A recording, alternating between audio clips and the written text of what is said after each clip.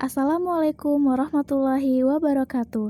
Hai teman-teman semua, gimana nih kabar teman-teman semua? Semoga teman-teman semua dalam keadaan sehat walafiat ya. Sebelumnya, perkenalkan teman-teman, kami dari kelompok 9 yang hari ini akan mempresentasikan hasil diskusi kelompok kami di mata kuliah pembelajaran PAI SMP atau MTS. Nah, sebelumnya kelompok 9 ini terdiri dari 3 orang teman-teman. Yang pertama yaitu Meldawati, yang kedua yaitu Melini Elseri yaitu saya sendiri, dan yang ketiga yaitu Muhammad Raihan. Nah, sebelum kita lanjut ke pembahasan, alangkah lebih baiknya kita memulai perkuliahan kali ini dengan mengucapkan Bismillahirrohmanirrohim. Baiklah teman-teman, pada kali ini saya perwakilan dari kelompok 9 akan menyampaikan terkait materi PAI pada aspek akhlak dan terampil mendesain model pembelajaran pada kelas 8 hingga kelas 9. Nah, namun pada kali ini kami mengambil materi adab seorang muslim terhadap orang tua dan guru pada kelas 8.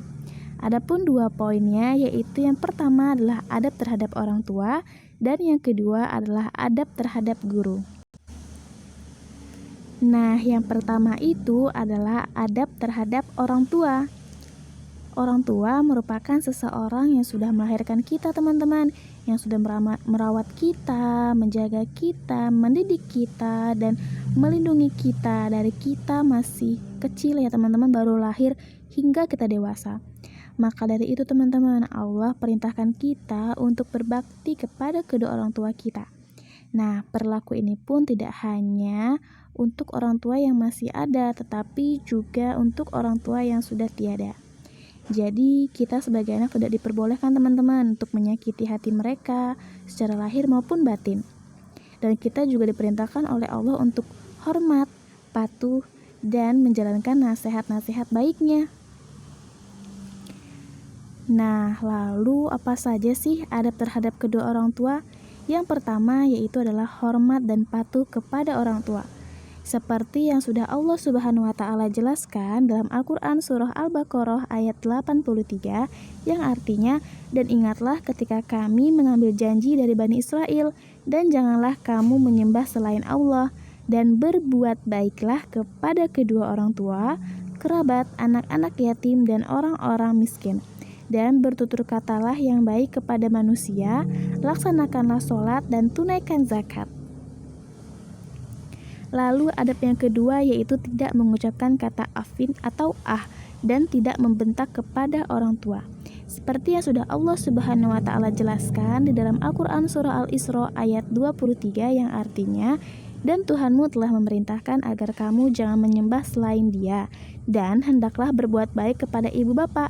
Jika salah seorang di antara keduanya atau keduanya sampai berusia lanjut dalam pemeliharaanmu, maka sekali-sekali janganlah engkau mengatakan kepada keduanya perkataan dan janganlah engkau membentak keduanya, dan ucapkanlah kepadanya perkataan yang baik. Nah, adab yang ketiga yaitu adalah melaksanakan nasihat-nasihat orang tua selagi di dalam hal kebaikan. Dan namun perlu kita ingat bahwa orang tua tidak ada teman-teman yang ingin menjerumuskan anaknya ke hal-hal yang buruk. Betul apa betul? Nah, terus yang keempat adalah bersikap sopan kepada orang tua. Yang kelima, berlemah lembut kepada orang tua. Dan yang keenam, senantiasa mendoakan orang tua. Oke, kita lanjut. Lalu, apa sih hikmah ketika kita menghormati kedua orang tua kita? Yang pertama, itu merupakan amal ibadah yang mulia teman-teman di sisi Allah Subhanahu wa taala. Yang kedua, kita mendapatkan ridho Allah. Seperti sabda Nabi Muhammad SAW, ridho Allah terletak pada ridho orang tua, dan murkanya Allah terletak pada kemurkaan orang tua. Hadis riwayat Baihaqi. Maka dari itu, ketika kita mendapatkan ridho orang tua, maka Allah juga meridhoi kita teman-teman.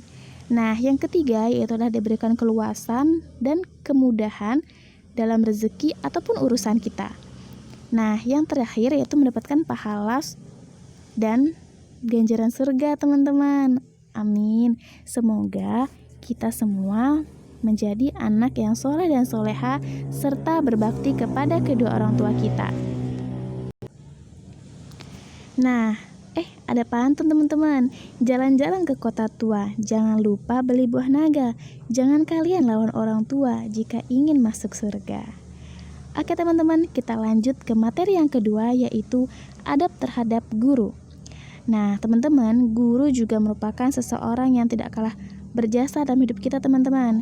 Karena guru juga adalah orang yang telah memberikan kita ilmu. Guru juga merupakan wakil dari orang tua kita ketika kita berada di luar rumah teman-teman. Nah, guru ini adalah pekerjaan yang mengajar. Mengajar adalah suatu kegiatan melatih dan memberikan pelajaran.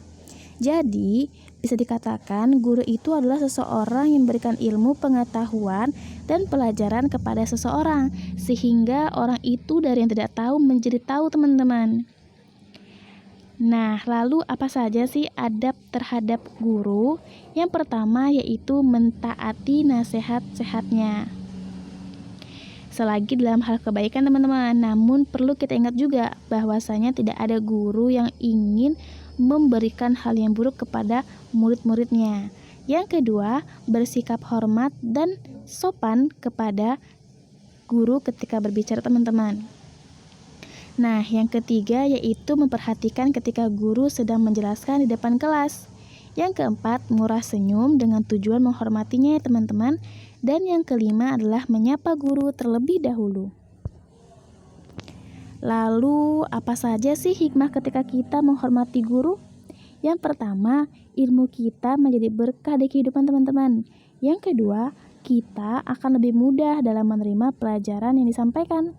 Yang ketiga, ilmu menjadi bermanfaat untuk orang lain. Yang keempat, ketika kita menyayangi guru kita, menghormati guru kita, insya Allah kita akan didoakan oleh guru kita.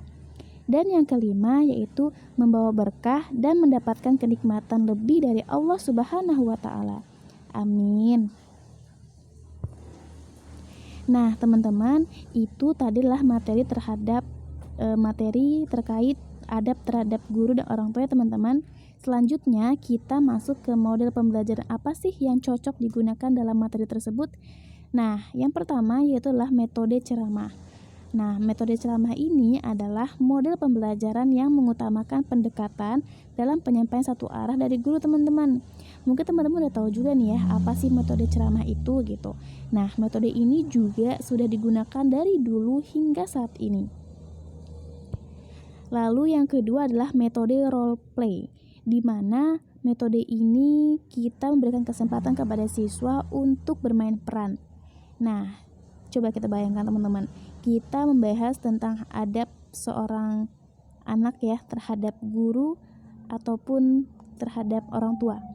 Kita bisa aja nih suruh anak siswa kita nih, misalnya si A pura-pura nih menjadi misalnya orang tua dan yang si B menjadi anaknya. Nah, kita lihatlah mereka di situ bermain peran. Bagaimana sih adab terhadap orang tua dan guru gitu, seperti yang udah dipelajari sebelumnya. Seperti itu teman-teman. Nah, yang terakhir adalah video based learning, yaitu adalah kita memberikan video yang menarik kepada siswa kita, sehingga ketika mereka sudah mendengarkan kita gitu, kemudian sudah bermain peran, kita tampilkan juga video menarik gitu. Jadi imajinasi mereka juga berkembang teman-teman, tidak hanya mendengarkan saja. Seperti itu teman-teman. Nah, teman-teman, mungkin itu saja teman-teman penyampaian materi dari kelompok kami.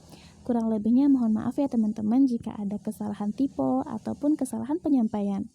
Semoga apa yang kami sampaikan dapat bermanfaat dan dapat diterima baik oleh teman-teman semuanya. Baiklah teman-teman, untuk itu saya akhiri. Wabillahi taufiq wa hidayah. Wassalamualaikum warahmatullahi wabarakatuh.